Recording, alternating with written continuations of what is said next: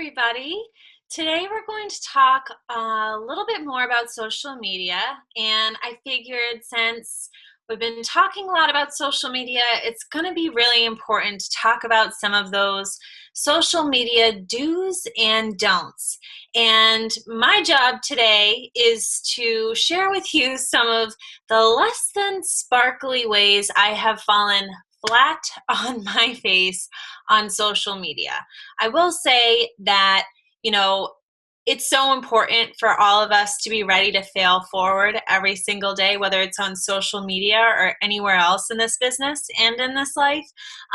It's how we learn. It's how we grow. And as coaches, we are constantly learning and growing and evolving and figuring out what works and what doesn't work. And I will say, in making this presentation for you guys and putting together some screenshots of old posts that I made when I first got started as a coach, all I could do is really just like cringe and say woof, because some of the stuff that I shared on social media when I first got started as a coach, like I said, was less than sparkly, and I made some not so graceful fails. But it is my hope that in sharing this with you, you can hopefully avoid some of the mistakes that I made in the past and move forward making your own mistakes, because it is important to make your own mistakes and to flop every now and then. But just, take some notes so that you know what to avoid and what to focus on when it comes to sharing on social media. Okay? So let's get started. So, social media, the do's and don'ts. For starters, tons of Beachbody terminology that your general audience just wouldn't understand. So words like challenge packs, challenge groups, even Shakeology, or the name of a program, unless you're going to go into detail to talk more about like what the program entails, I wouldn't just throw the names of programs out there, because ultimately that means nothing to your general audience.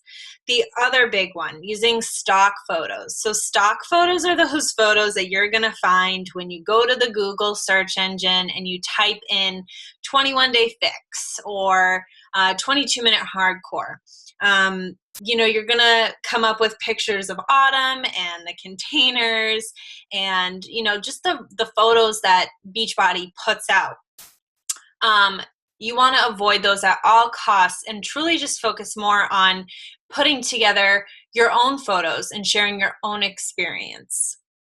Another thing you don't want to do, mention promotions, sales prices, discounts, things like, you're running out of time, final days to save, etc. All of these things scream, I'm trying to sell you something. And one thing that I think most Beachbody coaches, not all, but most, can really pride themselves on is that, we focus more on sharing rather than selling, and showing people the experience rather than just telling or shouting the experience. So be aware of this as well.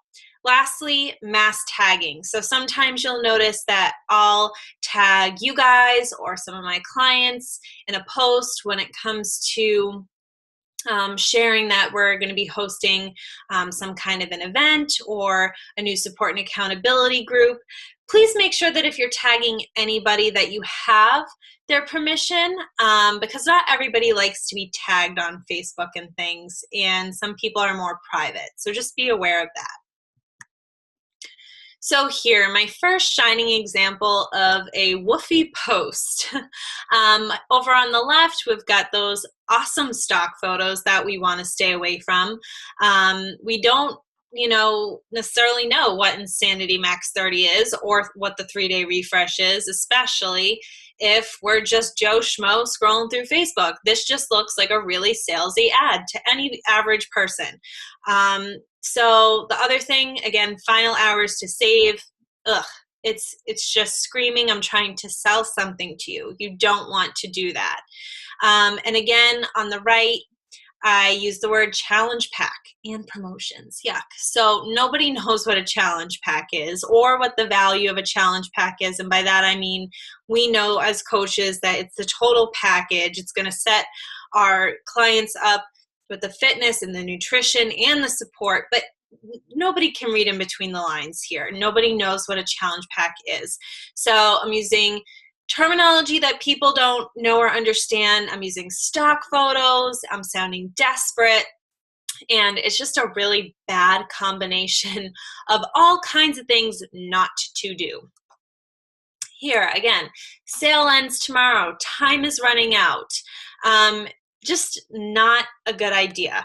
Here in the bottom, the bigger circle here, all of this information is really something that should be sent more in an informational email to a prospective client. Definitely not something that you want to necessarily put all out there on Facebook. So keep that in mind as well. Any core details about a program or a challenge pack, all of that should be sent in an information email.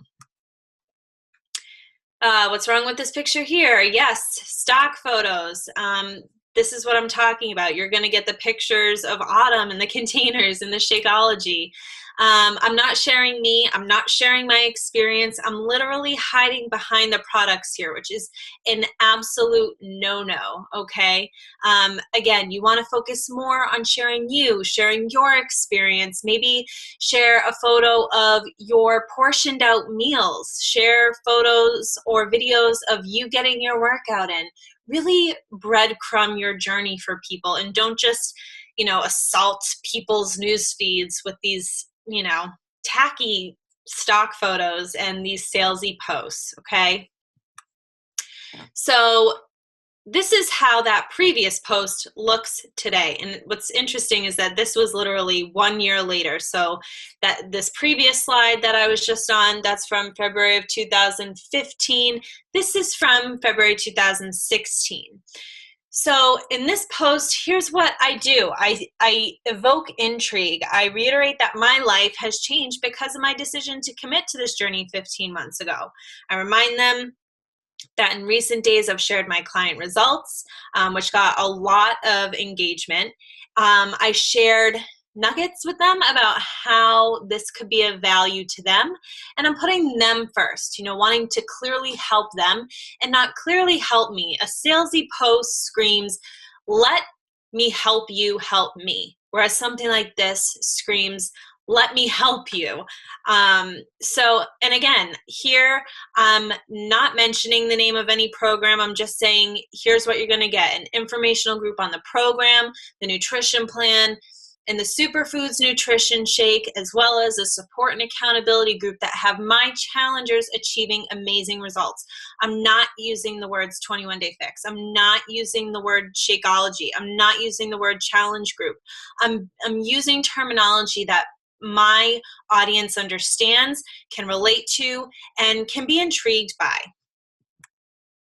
So, the do's: share your journeys, share your success, share your struggles and your obstacles that turn into triumphant moments. So if you're having a hard day, share that. There's nothing wrong with sharing that, but talk also about how you're going to persevere despite the challenges that you're faced with during your day.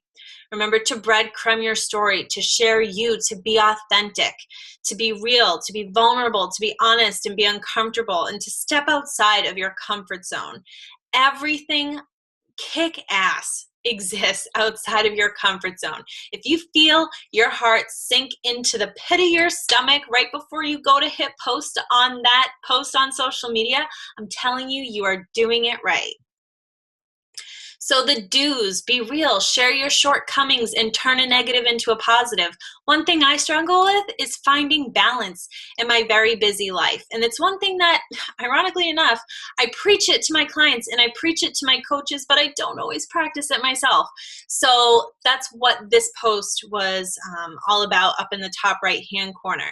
I talk about how, I'm going to start incorporating a regular routine that centers more around balance. And that's something that so many people can relate to with the fast-paced society we live in, finding balance, achieving balance.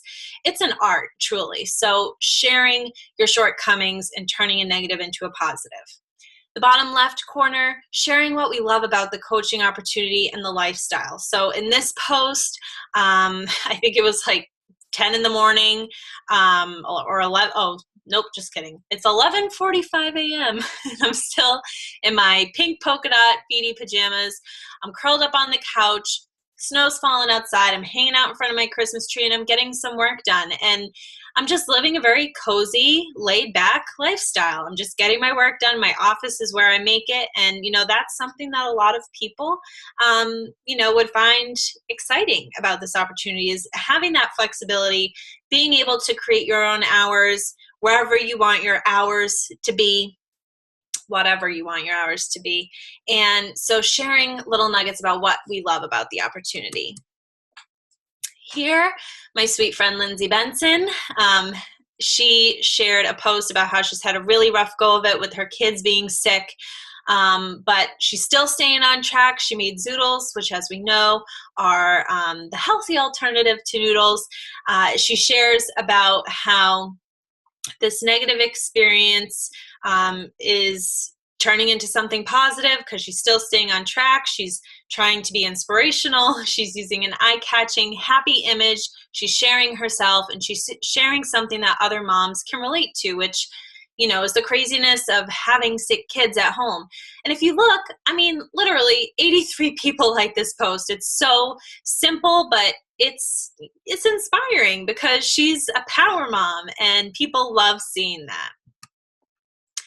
Another thing, a lot of new coaches like to share pictures of their Shakeology with recipes. Ultimately, that does nothing for your audience, because if they don't know what Shakeology is and if they don't have it for themselves, a recipe isn't really going to do much for them. You need to add value. So why is this shake something that anyone should care about? Well, in this picture, I talk about how I'm not feeling so well and I've been plugging away. I'm so busy. And I realized that I had tutoring to go to. My day sort of slipped away from me. And one way that I could sneak in a little nugget of information about Shakeology was through sharing this experience and saying, the good news is my superfood shake provides me with immune support and it gives me a little extra energy, which is just what I need to get through my tutoring session with my little friend. Just two of so many health benefits to drinking Shakeology. So this is one way that you can add value to what you're sharing on social media. Another thing, this is our friend Brenna. So sharing how this journey is changing our lives for the better. It's more than something physical. It's mental, it's emotional, it's spiritual. It's a holistic experience. And this is something that people are going to relate to. It's something that people are going to want to be a part of, you guys, ultimately. And it's something that isn't superficial or focuses solely on the physical transformation. Because really, this journey starts on the inside. You can have rock hard abs and look like a rock star on the outside, but if you feel like crap on the inside, how far are you really going to make it in this life, really? It's really all about the mindset and your mental, emotional, and spiritual well-being too. So the do's, still know your audience, relate to your audience, use original images that you've created and act like the professional that you are. One thing I do is I create Google Forms for responses for people who are interested in joining some of my challenge groups. And if they don't end up joining my challenge groups, I still have their email address because they've filled out my form. So later on down the road, if I know that there's somebody who is at one point interested in making a healthy lifestyle change, I can send them an email and let them know about upcoming challenge groups, which is a great way to build your email list and to stay in touch with people. I have some awesome transformation photos from some of the beautiful coaches on my team here. This is a great example of, the importance of being real, being vulnerable, sharing the journey, sharing where you started, where you're at, and where you're heading, because ultimately that is where so many people are going to be able to relate to you. people don't relate to perfection or the end result necessarily. They're going to relate to watching you carefully, throughout the course of your journey, seeing your highs and your lows, and the ways in which you decide to persevere despite a difficult day, or when you've fallen off track. That's what people are going to relate to. That's the person people are going to want to join. Be silly, be real, be relatable, share your happy moments and your daily successes when they happen. So, again, just making sure that you're sharing your bright light on social media, because ultimately social media tends to be, as I'm sure we all know, a really dark and dim place. And this is a great way to share your light. Share original photos of yourself being silly, being goofy. When you're feeling great, post about it. When you're feeling not so great, post about that too. And like I said, talk about how you're going to persevere and keep on going when things are tough. Another way to be silly and to engage your audience, provide a call to action or an opportunity for your audience to engage and respond to a question. You can also add value by sharing, little bits and pieces of information about, what it is the general topic of your post is. So, for example, I had a chia seed that was launched in my gum. I asked people, has anyone ever had this happen to them? What are your suggestions on how to get it out? Like, it was lodged up there, you guys. Couldn't get it out for the life of me. And while I was at it, I thought I'd throw out some healthy facts about chia seeds, because they're a superfood. They're really, really good for you. And why not share that? As a health and lifestyle coach, that's what I do. I share helpful, healthy, happy information with others. And as I said, this is a great way to get some engagement on your posts. So to recap, just be you and share you, because there's only one of you. And that, my friends, is wildly and fiercely special. Your sparkle, your journey, your humility, your light, it's 100% unique. Do not hide it from the world, and reveal the beauty of this life-changing opportunity. So don't be afraid to share this coaching opportunity and this community that you're a part of. So many people would kill to be a part of this uplifting, inspiring, positive, supportive community, or to just even make a couple extra bucks towards groceries every week. Don't underestimate the power of this life-changing opportunity. You'd be doing people a disservice not to share it. And I know that you all have it in you to do this. So with that said, that's all I have for you today on sharing the do's and don'ts of social media posting. I hope you're not judging me for all the craziness that I posted when I was a new coach. And I hope that this was helpful to you in some way. So comment below if you have any questions, if you feel like this was helpful to you, if you feel like maybe I could have included something else. Feel free to share that too, and I'm happy to respond back thoughtfully. Have a great rest of your day, everybody.